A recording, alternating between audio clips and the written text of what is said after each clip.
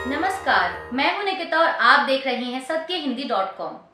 चलिए एक नजर डालते हैं अब तक की सुर्खियों पर। महाराष्ट्र के राजकोट किले में स्थापित छत्रपति शिवाजी महाराज की प्रतिमा गिरने को लेकर भाजपा विपक्ष के निशाने पर आ गई है। आपको बता दें कि कल सोमवार को सिंधुदुर्ग किले में छत्रपति शिवाजी महाराज की प्रतिमा गिर गई थी, जिसे आज सुबह ढक दिया गया। मामले पर प्रतिक्रिया देते हुए राज्य के मुख्यमंत्री एकनाथ शिंदे ने कहा कि छत्रपति शिवाजी महाराज से हमारी भावना जुड़ी हुई है। वो महाराष्ट्र के आराध्य देव हैं और उन्हें हम भगवान की तरह पूजते हैं। सीएम शिंदे ने आगे कहा कि प्रतिमा का पीएम मोदी के हाथ से शुभारंभ हुआ था, लेकिन हवा की तेज लहर जो कि 45 किलोमीटर प्रति घंटे की रफ्तार की थी की वजह से प्रतिमा गिर गई। प्रतिमा को नेवी ने बनाया और डिजाइन किया था, ये दुर्भाग्यवश गिर गई। मुख्यमंत्री ने कहा कि कलेक्टर से मेरी बात हुई है, नेवी के अफसर आएंगे और हमारे भी आएंगे। हम जल्द से जल्द छत्रपति शिवाजी महाराज की प्रतिमा को फिर से खड़ा करेंगे। छत्रपति शिवाजी महाराज की प्रतिमा गिरने का एक वीडियो कांग्रेस ने सोशल मीडिया प्लेटफॉर्म एक्स पर शेयर किया है। वीडियो शेयर करते हुए कांग्रेस ने लिखा कि बीजेपी सरकार में भ्रष्टाचार चरम पर है। नरेंद्र मोदी ने 4 दिसंबर 2023 को महाराष्ट्र के राजकोट में छत्रपति शिवाजी महाराज की प्रतिमा का अनावरण किया और अब करीब 8 महीने बाद प्रतिमा ढह गई। कांग्रेस ने कहा कि हालात ये हैं कि भ्रष्टाचार के मामले में महापुरुषों को भी बख्शा नहीं जा रहा है। छत्रपति शिवाजी महाराज की प्रतिमा ढहने पर महायुति कैबिनेट में मंत्री दीपक केसरकर ने कहा कि यह एक दुर्घटना है। यह मूर्ति नौसेना द्वारा बनाई गई थी। यह नौसेना दिवस था। प्रधानमंत्री यहां आने वाले थे, इसलिए उस समय यह काम तेजी से किया गया और सभी ने इसकी प्रशंसा की। उन्होंने आगे कहा कि मुझे लगता है कि यह एक अवसर है। अरब सागर में छत्रपति शिवाजी महाराज की एक मूर्ति बनाई जा रही थी। अगर यहाँ भी ऐसी ही बहुत ऊंची मूर्ति बनाई जाती है तो यह पूरे भारत के लिए आकर्षण का केंद्र होगी। मालवण में पर्यटक आते हैं, इसलिए अगर इस पर विचार किया जाए और इसे स्टैच्यू ऑफ लिबर्टी की तरह बनाया जाए तो यह छत्रपति शिवाजी महाराज को श्रद्धांजलि होगी। छत्रपति शिवाजी महाराज की मूर्ति टूटने की घटना पर महाराष्ट्र कांग्रेस के अध्यक्ष नाना पटोले ने कहा कि कल जो घटना हुई वह उनके भ्रष्टाचार के कारण है। चाहे यह सरकार केंद्र की हो या राज्य की, उन्हें भ्रष्टाचार के अलावा कुछ नहीं आता। छत्रपति शिवाजी महाराज के विचारों का अपमान करने में वे कभी पीछे नहीं रहे। कल की घटना महाराष्ट्र के लिए, महाराष्ट्र की जनता के लिए दुर्भाग्यपूर्ण है। इस सरकार को कोई माफ नहीं करेगा। कोलकाता के आरजीकर मेडिकल कॉलेज में ट्रेनी डॉक्टर के साथ बलात्कार और हत्या के खिलाफ छात्र संगठन आज मंगलवार को ना बनना अभियान रैली करने जा रहे हैं। इन संगठनों में पश्चिम बंग छात्र समाज और संग्रामी चौथा मंच शामिल हैं।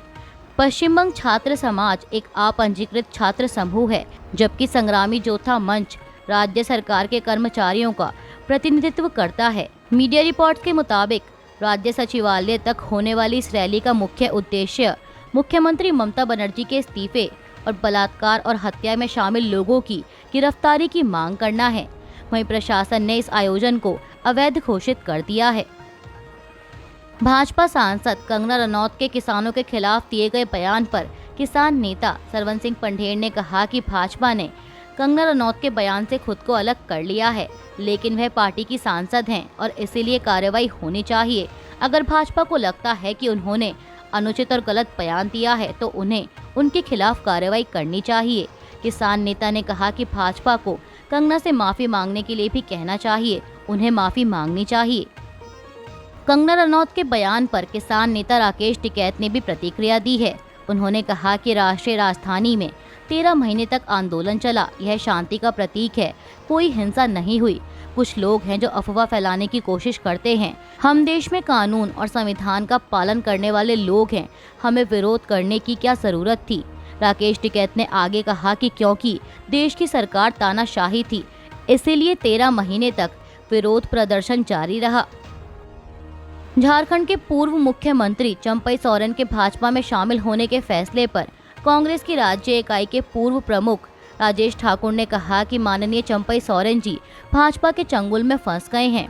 भाजपा हमेशा से ही राज्य सरकार द्वारा आदिवासियों और अन्य लोगों की भलाई और कल्याण के लिए किए जा रहे काम को पचा नहीं पाई। कांग्रेस नेता ने आगे कहा कि अब देखना होगा कि भाजपा को कितना फायदा होता है और चंपई सोरेन को कितना फायदा होता है। मेरी सहानुभूति चंपई सोरेन के साथ है। वे भविष्य में भाजपा को जरूर समझने की कोशिश करेंगे। झारखंड के पूर्व मुख्यमंत्री चंपई सोरेन के भाजपा में शामिल होने की अटकलों पर अब विराम लग गया है, क्योंकि स्थिति साफ हो चुकी है कि वह इस महीने की 30 तारीख को भाजपा में शामिल होंगे। असम के मुख्यमंत्री और भाजपा के झारखंड प्रभारी हेमंत बिस्वा शर्मा ने एक्स पर ट्वीट कर इसकी जानकारी दी। उन्होंने लिखा कि झारखंड के पूर्व मुख्यमंत्री और हमारे देश के प्रतिष्ठित आदिवासी नेता चंपई सोरेन ने थोड़ी देर पहले केंद्रीय गृह मंत्री अमित शाह से मुलाकात की। वह 30 अगस्त को रांची में आधिकारिक तौर पर बीजेपी में शामिल होंगे। भाजपा सांसद और बॉलीवुड अभिनेत्री कंगना रनौत के किसान आंदोलन पर दिए गए बयान को लेकर नया विवाद खड़ा हो गया है। जहां पार्टी ने उनके बयान से किनारा कर लिया, तो वहीं विपक्ष लगातार भाजपा को घेर रहा है। अब इसी कड़ी में नेता विपक्ष राहुल गांधी ने भी कंगना के बयान का जिक्र कर भाजपा पर निशाना साधा। उन्होंने एक्स पर लिखा कि किसानों से किए गए वादों को पूरा करने में नाकाम मोदी सरकार का दुष्प्रचार तंत्र लगातार किसानों का अपमान करने में जुटा हुआ है। राहुल ने कहा कि 378 दिन चले मैराथन संघर्ष के दौरान 700 साथियों को बलिदान देने वाले किसानों को भाजपा सांसद द्वारा बलात्कारी और विदेशी ताकतों का नुमाइंदा कहना भाजपा की किसान विरोधी नीति और नीयत का एक और सबूत है। कांग्रेस नेता ने लिखा कि ये शर्मनाक किसान विरोधी बोल पश्चिमी उत्तर प्रदेश, हरियाणा और पंजाब समेत पूरे देश के किसानों का घोर अपमान है, जिसे किसी भी सूरत में स्वीकार नहीं किया जा सकता। दरअसल आपको बता दें कि कंगना रनौत ने दैनिक भास्कर को दिए एक इंटरव्यू में किसान आंदोलन का जिक्र कर बड़ा आरोप लगाते हुए कहा था कि किसान आंदोलन के दौरान उपद्रवी हिंसा हुई, वहां रेप और हत्याएं भी हुई थीं। वो तो केंद्र सरकार ने कृषि बिलों को वापस ले लिया, नहीं तो इन लोगों की काफी लंबी प्लानिंग थी, ये देश में कुछ भी कर सकते थे। एबीपी की एक रिपोर्ट के मुताबिक भाजपा सांसद ने आगे कहा कि अगर हमारा शीर्ष नेतृत्व मजबूत नहीं होता तो ये लोग पंजाब को बांग्लादेश बना देते। किसान आंदोलन के नाम पर जो हो रहा था वो देश से छिपा नहीं है। आंदोलन के दौरान लोगों को मारकर लाशों को लटकाया जा रहा था। जैसे ही सरकार ने कृषि बिल को वापस लिया तो ये सारे उपद्रवी चौंक गए। बीजेपी सांसद कंगना रनौत के इस बयान से पार्टी ने खुद को अलग कर लिया है और साथ ही उन्हें सख्त हिदायत देते हुए कहा है कि वे इस प्रकार के कोई बयान भविष्य में ना दें। भाजपा की केंद्रीय मीडिया विभाग की ओर से जारी प्रेस रिलीज में कहा गया कि भाजपा सांसद कंगना रनौत द्वारा किसान आंदोलन के परिप्रेक्ष्य में दिया गया बयान पार्टी का मत नहीं है। भारतीय जनता पार्टी कंगना रनौत के बयान से असहमति व्यक्त करती है। पार्टी की ओर से पार्टी के नीतिगत विषयों पर बोलने के लिए कंगना को ना तो अनुमति है और ना ही वे बयान देने के लिए अधिकृत हैं। बीजेपी की ओर से कंगना रनौत को निर्देशित किया गया है कि वे इस प्रकार के कोई बयान भविष्य में ना दें। भारतीय जनता पार्टी सबका साथ, सबका विकास, सबका विश्वास और सबका प्रयास तथा सामाजिक समरसता के सिद्धांतों पर चलने के लिए कृत संकल्पित है। जम्मू कश्मीर में होने वाले आगामी विधानसभा चुनाव के लिए कांग्रेस और नेशनल कॉन्फ्रेंस गठबंधन के बीच सीट बंटवारे पर सहमति बन गई है।